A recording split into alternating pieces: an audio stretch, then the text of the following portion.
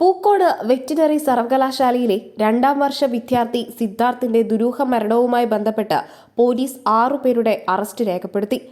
രാവിലെ മൊഴിയെടുക്കാൻ വിളിപ്പിച്ച 8 പേരിൽ നിന്നാണ് അറസ്റ്റ് ഉണ്ടായിരിക്കുന്നത്. കേസിൽ പങ്കുണ്ടെന്ന് വ്യക്തമായതോടെയാണ് ഇവരെ അറസ്റ്റ് ചെയ്തതെന്ന് പോലീസ് അറിയിച്ചു. സിദ്ധാർത്ഥിന്റെ മരണവുമായി ബന്ധപ്പെട്ട് കൂടുതൽ പേരെ പ്രതി ചേർക്കുമെന്നാണ് പോലീസ് നൽകുന്ന വിവരം. നിർണായക വിവരങ്ങൾ ലഭിച്ചതിന്റെ അടിസ്ഥാനത്തിലാണ് പ്രതികൾ കൂടുമെന്ന കാര്യം പോലീസ് വ്യക്തമാക്കിയിരിക്കുന്നത്. കോളേജിനകത്ത് വെച്ച് സിദ്ധാർത്ഥിനെ മർദ്ദിച്ച സംഭവത്തിൽ 18 പ്രതികളുണ്ടെന്നാണ് പോലീസിന്റെ കണ്ടെത്തൽ. ഇതിൽ 6 പേരുടെ അറസ്റ്റാണ് ഇപ്പോൾ രേഖപ്പെടുത്തിയിരിക്കുന്നത്. SFI നേതാക്കളടക്കം 12 പേർ ഇപ്പോഴും ഒളിവിലാണെന്നും പോലീസ് വ്യക്തമാക്കി. ഇവരെ ഉടൻ തന്നെ പിടികൂടുമെന്നും പോലീസ് അറിയിച്ചു. മരിക്കുന്നതിന് മുമ്പ് സിദ്ധാർത്ഥ് ക്രൂരമർദ്ദനത്തിന് ഇരയായിട്ടുണ്ടെന്നാണ് പോസ്റ്റ്മോർട്ടം റിപ്പോർട്ട് വ്യക്തമാക്കുന്നത്. ശരീരത്തിൽ 3 നാൾ വരെ പഴക്കമുള്ള പരിക്കുകൾ ഉണ്ടെന്നും പോസ്റ്റ്മോർട്ടത്തിൽ സ്ഥിരീകരിച്ചിരുന്നു. ശരീരത്തിലാകെ മർദ്ദനമേറ്റ പാടുകൾ ഉണ്ടായിരുന്നു. ഇവ മരണത്തിന് 2-3 ദിവസം മുമ്പുണ്ടായ പരിക്കാണെന്ന് വ്യക്തമായിട്ടുണ്ട്.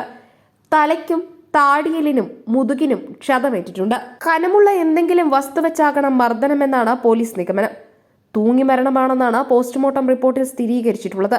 എന്നാൽ സിദ്ധാർത്ഥിനെ SFI നേതാക്കൾ മർദ്ദിച്ച് കൊലപ്പെടുത്തിയതാണെന്നാണ് കുടുംബം ആരോപിക്കുന്നത്.